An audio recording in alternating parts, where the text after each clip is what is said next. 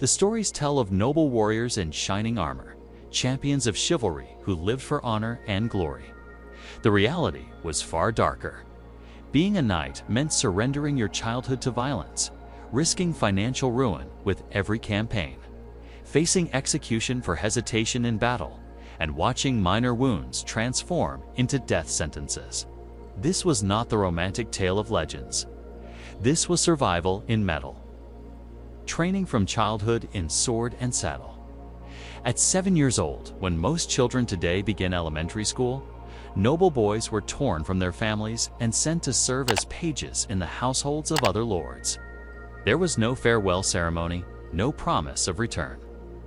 The decision had already been made at birth. These children would become knights, or they would become nothing. The page's existence was built on servitude. He waited at tables during feasts, carrying heavy platters of food while grown men ate and drank around him. He cleaned the Lord's chambers, scrubbed floors, and tended horses in the stables before dawn. The work was endless, and the judgment was harsh. A spilled goblet, a poorly groomed horse, or a moment of clumsiness could earn a beating. But the physical labor was only the foundation. Between chores, pages trained with wooden swords and shields, their small hands blistered from gripping practice weapons for hours. They learned to ride horses without using their hands, balancing in the saddle while managing a lance. They studied the code of chivalry, memorizing the proper conduct for knights, and learning heraldry so they could identify friend from enemy on a battlefield thick with blood and confusion. Every lesson was preparation for war. At 14, if he had proven loyal and capable, the page became a squire. The title sounded more prestigious, but the reality was even more demanding. A squire was assigned to a specific knight, becoming responsible for that warrior's life. He maintained the knight's armor, ensuring every plate was clean, every strap secure, and every joint oiled. A single piece of faulty equipment could mean his master's death in combat. He groomed and cared for the knight's warhorses, valuable animals that cost more than most peasants earned in a lifetime. He learned to fight with real weapons, now training with swords, battle axes, maces, and crossbows until his body moved by instinct. Most critically, the squire accompanied his knight into actual battle. When armies clashed, the squire rode alongside, carrying spare weapons, retrieving fallen equipment, and even fighting when necessary. He watched men die. He saw what a mace did to a helmeted skull, how a lance could punch through armor and pin a man to the ground while his horse galloped away. He learned that war was not glorious duels between champions, but chaos and terror, and the stench of fatal wounds baking in the sun. This training continued for 7 years. By 21, if he survived, and if he could afford the enormous cost of his own armor and weapons, the squire might be dubbed a knight. But that moment of ceremony marked not the end of hardship, but the beginning of a lifetime of obligation and mandatory participation in feudal warfare. A knight did not own his land. He held it in exchange for a promise, an oath sworn on bended knee with his hand on holy relics. That promise was simple and absolute. When his lord called, he would fight. There was no negotiation, no excuse, and no refusal. The feudal system was built on this exchange. Land for service, loyalty for protection, break the oath, and everything was forfeited. The standard obligation was 40 days of military service per year. But that bare minimum told only part of the story. Those 40 days meant leaving home, abandoning crops, and riding to wherever the Lord required, often with little notice. A knight had to provide not just for himself, but also for his equipment, his horse, his weapons, and his food. A full suit of plate armor could cost as much as a small manor. A trained warrior was worth several years of a common soldier's wages. Lances shattered in combat. Swords needed constant maintenance. Even the padded undergarments worn beneath armor were expensive. For wealthy knights with large estates, these costs were manageable. For lesser knights, those holding only a single manor, every campaign risked financial ruin. They went into debt to equip themselves properly, borrowing from merchants or from the church itself. If they lost their horse in battle, they might spend years trying to afford a replacement. If their armor was damaged beyond repair, they had to continue serving without it or face the consequences of breaking their oath. And 40 days was rarely enough. Wars did not end on schedule. A siege could last months. A campaign into enemy territory might stretch across an entire season. Knights were expected to continue serving beyond their obligation, either from loyalty or from the pressure of their peers. Those who insisted on leaving after exactly 40 days gained reputations as cowards. As men who valued their comfort above their honor, social shame could be as dangerous as physical punishment. Refusal was not truly an option. A knight who defied his lord's summons faced immediate consequences. His lands could be seized. He could be branded a traitor. In extreme cases, he could be executed. The feudal system allowed no room for conscience, no space for personal choice.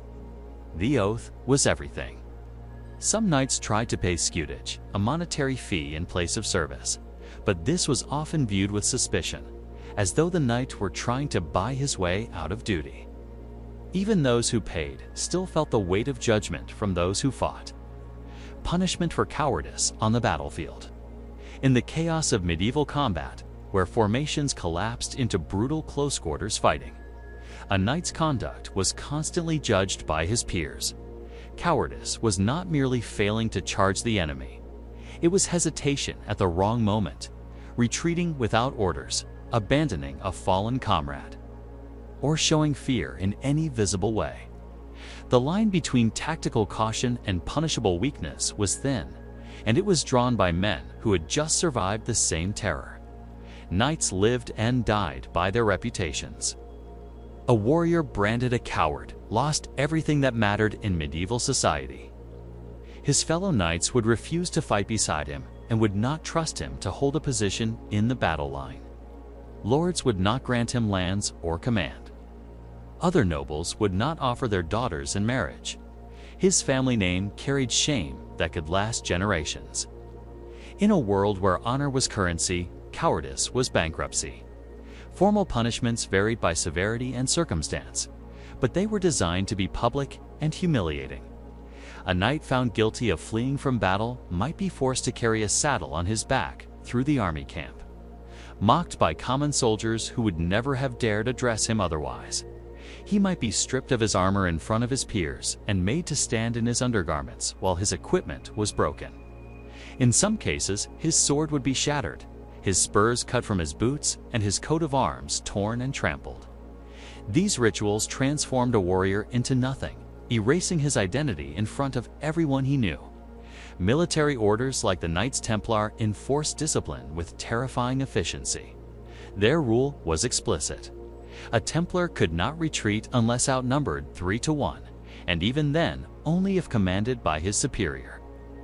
Violation meant immediate expulsion from the order. And for men who had taken religious vows, expulsion was spiritual death. In one documented case, during the siege of Sifet in 1266, a Templar sergeant caught conspiring with Muslim forces was tried, hanged from the battlements, and left on display as a warning. His body rotted there for days while other knights marched past. For secular knights, the most severe punishment was trial for treason. If a knight's cowardice led to significant losses to the death of other nobles or to military disaster, he could face execution. The method was often beheading, still considered an honorable death for nobility. But sometimes the sentence was more brutal. Knights who betrayed their lords or who fled during crucial moments might be hanged or executed in ways designed to maximize shame. The message was clear to every warrior watching. Medieval armies also practiced decimation in extreme circumstances. When an entire unit broke and fled, commanders might execute every 10th man by lot, forcing the survivors to carry out the sentence on their comrades. This created collective responsibility, ensuring that knights would physically restrain each other rather than allow panic to spread. Fear of your fellow soldiers became as powerful as fear of the enemy. Death from infection after tournament wounds. Tournaments were supposed to be training in controlled violence that prepared knights for actual war. But there was nothing safe about two armored men on war horses charging at each other at combined speeds exceeding 50 mph, each trying to strike the other with a wooden lance weighing as much as a small child. The lances were blunted. The armor was reinforced. The rules were carefully established. Men still died regularly. The armor itself was a trap. Tournament armor weighed over 100 pounds, double the weight of combat gear built to absorb massive impacts. When a knight was knocked unconscious and fell from his horse, he landed face first in mud or grass, the weight of his armor pinning him down. If his attendants did not reach him immediately and remove the helmet, he could suffocate in his own protection. If the fall broke bones, the armor became a prison, holding fractures in place while the knight screamed for help. But the true killer was not the immediate injury. It was what came after. Medieval medicine had no concept of bacteria and no understanding of infection. When a lance splintered and sent wooden shards into a wound, physicians dressed the injury with whatever seemed appropriate: honey, wine, vinegar, and herbs, and waited for healing. Sometimes wooden fragments remained deep in the flesh, invisible to the eye, too small to remove by hand. They became focal points for infection. On June 30, 1559, King Henry II of France participated in a jousting tournament to celebrate two royal weddings. He was an experienced jouster, 40 years old, wearing the colors of his mistress, Dion Dyer.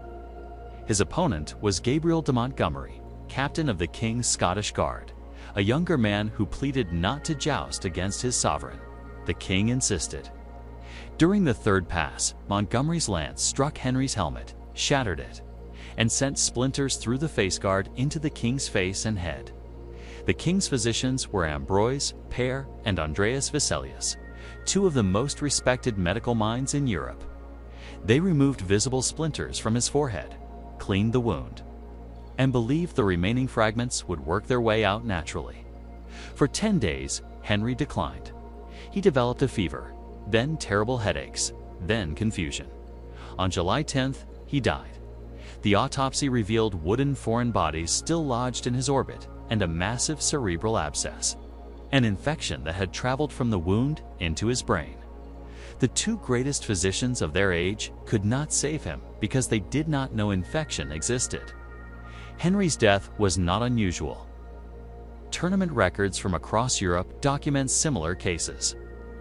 Leopold V, Duke of Austria, preparing for a crusade in 1194, was thrown from his horse during a tournament when his mount stumbled. His foot was severely injured beneath the animal's weight. Physicians removed the foot surgically to save his life. Within days, he developed gangrene. The infection spread faster than the surgeons could cut. Leopold died in agony, his body rotting while he still lived. Knights continued participating in tournaments, despite knowing the risks, because refusing would have meant admitting fear and acknowledging mortality in a culture that demanded absolute courage. They watched friends die from infections that started as minor cuts and saw healthy warriors reduced to fevered wrecks over the course of days. They knew that any wound, no matter how small, could kill them slowly. And still, they rode into the lists because the alternative was living as something less than a knight. Medieval surgeons tried everything they knew. They cauterized wounds with heated irons, searing tissue to seal it closed. They applied poultices made from herbs believed to have healing properties. They bled patients convinced that removing corrupted blood would restore balance to the body. Sometimes by chance or by the natural resilience of the human body, these treatments worked. More often, they did not.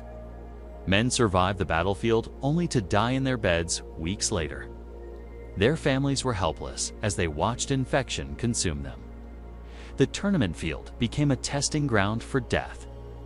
Knights who escaped serious injury during years of war might die from a splinter acquired while practicing for entertainment.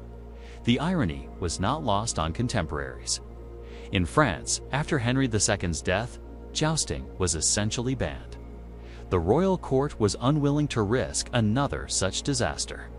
But in other kingdoms, tournaments continued for decades more, each generation learning the same lesson written in the deaths of their predecessors. A knight's life was not a story of glory. It was systematic brutalization from childhood, financial servitude disguised as honor, the constant threat of execution for hesitation, and the knowledge that any wound might be your last. The armor they wore was literal and metaphorical, protection that also imprisoned them in roles they could never escape. They were trapped between what society demanded and what their bodies could endure. Between the myth of knighthood and the reality of blood and debt and slow death from infections, they could not understand. Were the knights of medieval Europe truly heroes serving a noble cause, or simply men caught in a system that consumed them from birth? Write your perspective in the comments. The next time you see a knight in a film or read about them in a legend, remember the child torn from his family at 7, the warrior riding to bankruptcy with each campaign, and the man watching a tournament scratch turn septic. That was the truth behind the armor.